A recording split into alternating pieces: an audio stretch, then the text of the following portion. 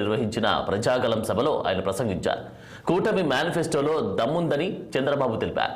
అన్ని వర్గాల వారికి న్యాయం చేశామని, సంపద సృష్టించి ప్రజలకు పంచడమే తమ విధానమని పేర్కొన్నారు. బాబు రావాలంటే జాబు రావాలంటే బాబు రావాలి, గంజాయి కావాలంటే జగన్ ఉండాలంటూ వ్యాఖ్యలు చేశారు చంద్రబాబు. కార్యక్రమం చేశాడంట. జగన్మోహన్ రెడ్డి నోట్లో ఏలు పెడితే సైకో కొరకడంట. నిన్నే చెప్తున్నాడు, ఇక్కడ ఒక అవినాష్ రెడ్డి ఉన్నాడు. తమ్ముళ్ళు ఊకెళ్ళు బాబాయ్, ఊకెళ్ళు బాబాయ్, ఊకెళ్ళు బాబాయ్. నీకు తెలుసు కదా ఎవరు చంపారో తెలుసా లేదా? తెలుసండి, జైలు పైకి ఎత్తండి. అందరికీ తెలుసు. పక్కనే నిందితుని పెట్టుకొని పాపం పిల్లవాడు అవినాష్ రెడ్డి. పిల్లవాడైతే ఎక్కడికి పంపించాలి? బడికి పంపించాలి.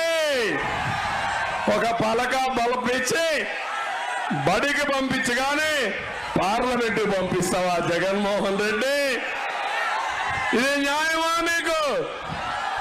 మళ్ళీ మీరు ఓటు వస్తే మీ ఊరికి కూడా గొడ్డలు వస్తుంది. ఖబర్దార్, జాగ్రత్తగా ఉండాలి మనం అందరం. ఈరోజు ఒంటిమిట్టు ఉంది మీ పక్కనే. ఒంటిమిట్లో కాంగ్రెస్ పార్టీ నాయకుడు ఒక చేనేత కార్మికుడు భూమి రికార్డులు మార్చేశాడు. రికార్డులు మారిస్తే తహసీల్దార్ దగ్గరికి వెళ్ళాడు, అధికారుల దగ్గరికి వెళ్ళాడు. ఎవరు కూడా సమాధానం చెప్పలేదు.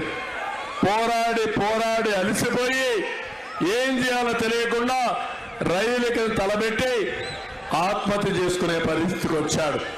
ఆ వార్త విని భార్య కుమార్తె విషం తాగి చనిపోయారు. నేను ఒకటే చెప్తున్నా మీకు కూడా, రేపటి నుంచి దుర్మార్గుడు గాని రాజకీయాల్లోకి వస్తే, రాజకీయాల్లో ఉంటే మన బ్రతుకులు కూడా ఆ బ్రతుకులే అవుతాయి. తమ్ముళ్ళు జాగ్రత్తగా ఉండమని మిమ్మల్ని హెచ్చరిస్తున్నా. మహత్తర కార్యక్రమం చేశారు. ఎన్నికలు వస్తే